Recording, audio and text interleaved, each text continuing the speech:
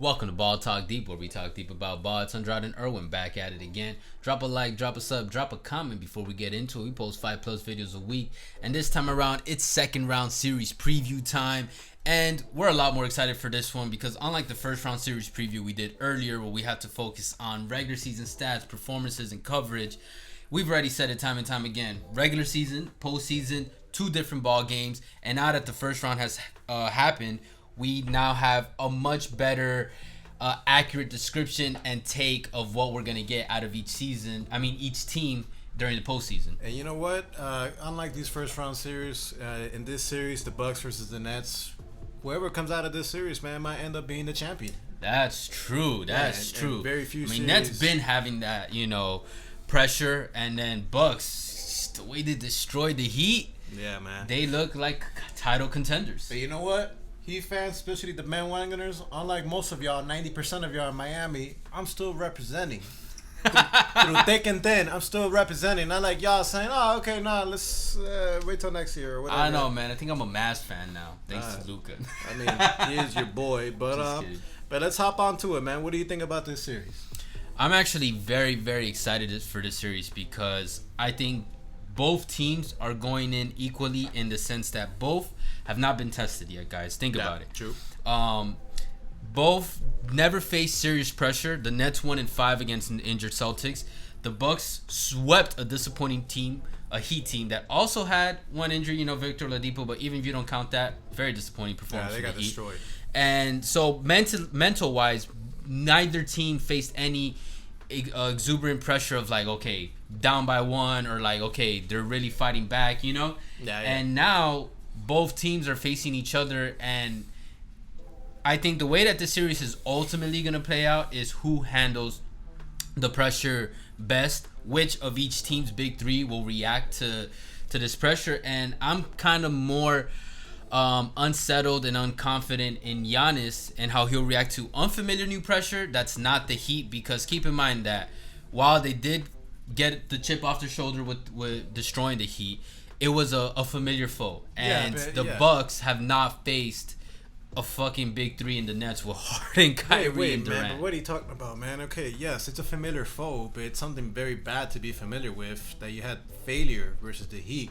They kicked your ass last year, and they had that pressure already mounting to the already pressure that Giannis had, saying that this man cannot help his lead get over the hump.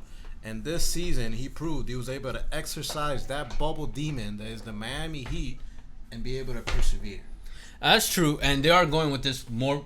They're going into this series with more momentum than the Nets, but I'm unconfident in whether that momentum will carry through this series because I don't know. We've seen in the past 2 years, Giannis crumbles or implodes under serious pressure, and the Bucks as a whole, and all the ifs that we've had with Middleton weren't even tested against the Heat because Middleton never had any moment like that. You know what I mean? That's why he was able to just skyrocket to great moments, offensive night, like great performances.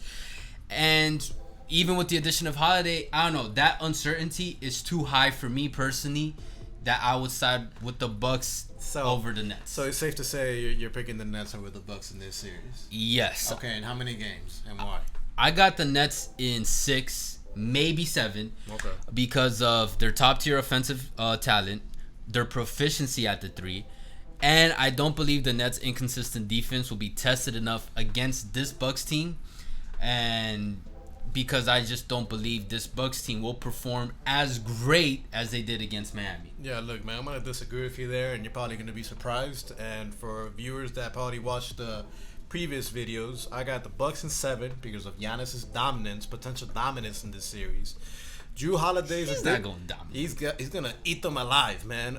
Drew Holiday's addition, especially on defense, the Bucks' size and rebounding is gonna give them issues. Mind you, the Bucks averaged 59 rebounds per game in round 1 in that funeral of the Miami Heat. Ooh. And last but not least, tackle that point. Coach Budenholzer is definitely Budenholzer. I know I didn't pronounce it, but fuck it, as you guys already know. He is definitely gonna eat Steve Nash for fucking dinner and outcoach the shit out of him. And your boy Mike D'Antoni. Yo, stop. People are gonna start believing you that he's my boy. I don't fuck with D'Antoni. I don't. I think he's a great regular season coach. I think he's at is perfect right now. He's an A1 assistant coach. Yo, what the fuck did that guy do to you, man? I'm like, yo, did that guy steal your blanket when you were a baby or something? What the fuck? But okay, I'll give you that. Budenholzer is definitely the more proven, more experienced coach over Nash. But anomalies exist, and we saw it happen with Steve Kerr and the Warriors. Yeah, an anomaly is gonna happen. The Bucks are gonna pull that upset. Because look at this Brooklyn Nets team, bro. I think you are highly underestimating the juggernaut of talent that is in that three, and then you throw in a fucking Joe Harris, and then a revitalized Blake Griffin. Blake Griffin, fuck out of here. And a Bruce Brown. The remains of and a Blake Nicholas Griffin. Claxton. Okay, he's pretty good. He's a nice. And Tyler Johnson, our boy. No. The remains of Tyler Johnson. No, but in all seriousness, like I really do think you're underestimating, because this big three, what it's gonna do is it's gonna test the Bucks' ability to adapt. Okay. Because we saw that was why they imploded a lot the previous two seasons. Not just mentally, but they just wouldn't adapt, and they didn't have to. They didn't have an opportunity to adapt against the Heat because the Heat were just playing so shit and they were just dominating the Heat so much. Okay. Now they're actually going to be tested on, okay, Budenholzer and the rest of the team, how they're going to adapt towards however the Nets decide to play. You know what I mean? I have more confidence in Coach Budenholzer to be able to adapt to Steve Nash. I would say I have slightly more confidence just because of the experience, but that's the thing. I don't believe in Budenholzer's adaptability that much yet. Because it hasn't been proven that much yet. This is the first postseason we're seeing that. And with Nash, we don't know what we're going to get. And maybe, I'm telling you, anomalies happen. And it helps when you have a special team. And come on, man, this is a special team. It is, man. But you're overestimating the next thing. And it is like the Golden State Dynasty. Golden State Warriors. Okay. That can light you up on offense, but also lock your ass down in defense. All right. This Nets team can lock you down in defense, bro. Like, I'm sorry, all right, bro. Let's go with that Warriors comparison. I think if you get somebody from LA Fitness, he's gonna be able to score on them, bro. I'm gonna give you some stats that's gonna scare you. Scare you. Yeah, man. Yeah. What? Their injury history like scares me. Look, the Nets. All right, Brooklyn Nets, 58.2 true field goal percentage for the entire series against the Celtics. Yeah, that's a cupcake. Milwaukee Bucks. That's a cupcake Celtics squad without their second best player in Jaylen Brown. And the Bucks, 53.8% true field goal against a cupcake Heat. No, that's not a cupcake, man. Come on, man. The way that they play like cupcakes, but then, like I said, proficiency at the three, guys. Look at this fucking crazy efficiency. Joe Harris, 51.5% from the three. By the way, this is all for the entire series against the Celtics. Kevin Durant, 50% from the three. James Harden, 47.5% from the three. Kyrie Irving, 38.9% from the three, which is basically 39%. Anytime you're shooting about 35, you're going to worry about that guy. 3 out of those 4 shot over 45% for an entire, not one game, not 2 games, over the span of 5 games. All right? And then here's the biggest worry with the Nets was, how are they going to play this big three? You know what I'm saying? Like, are they going to be able to share the ball, et cetera, et cetera? They only played, we talked about it in the first round series preview, but I think it was like less than 10 games. At least for sure less than 15 or 12 games together. 8 games, I believe. Okay. So it was, okay, there you go. And Durant averaged 32.6 points and 7.4 rebounds. Again, this is for the series, guys. Harden, 27.8 points, 10.6 assists, 7.2 rebounds. Kyrie, 24.8 points, 6.4 rebounds. What I want to point out is with the points, it goes to show these guys, they're open to sharing the scoring load. And even when they're sharing the scoring load, they are destroying on offense, even when they're sharing the ball. And I point out the rebounds because one of the reasons the Bucks annihilated the Heat was the Heat weren't rebounding for shit overall. The Nets can't rebound for shit either. And, well, I didn't even point out their best rebounds, but the fact that their big three are averaging more than 5 rebounds in that last series goes to show that they're putting in the time, well, not the time, the effort and the focus to go after the ball, to go after it, period.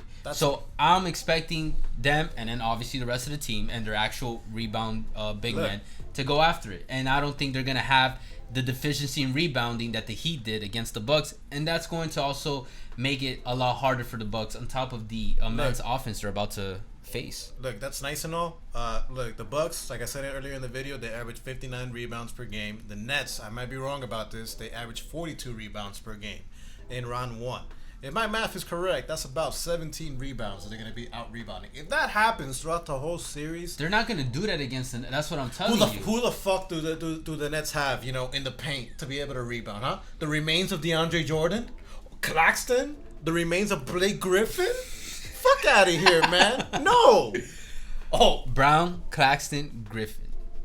Yeah, but also keep in mind, because that's not. And keep in mind as well, now that I brought up, the lack of a paint presence, who the fuck is gonna stop Giannis? I think but also keep in mind that the pace that the Nets play, the Bucks play is gonna pretty fast too. They do, but I'm guarantee you the Bucks are gonna be a lot more tired on the defensive end than they were against the Heat. Come on, man, that's like a given. You don't think the Nets are gonna be tired as well? Dude, those three. Who the fuck is gonna stop Giannis? And they're shooting from the three. You know what's the beauty about shooting from the three? Yo, you get to rest more. The Bucks have shooters as well. Not to this extent, bro. Obviously not, but give me like I was looking at their stat like even for against the Heat, like our favorite the Nets have to focus on is the